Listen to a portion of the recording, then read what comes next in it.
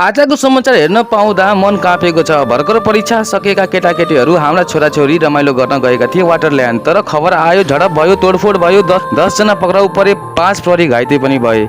मलाई सम्झना आयो, मेरो छोराले पनि परीक्षा सकेपछि पार्क जान पाइन्छ भनेर मलाई सोधेको थियो। म हाँसेर भने ठिक छ, जाऊ रमाइलो गर। तर आज यो खबरले हरेक अभिभावकको मनमा डर रोपेको छ।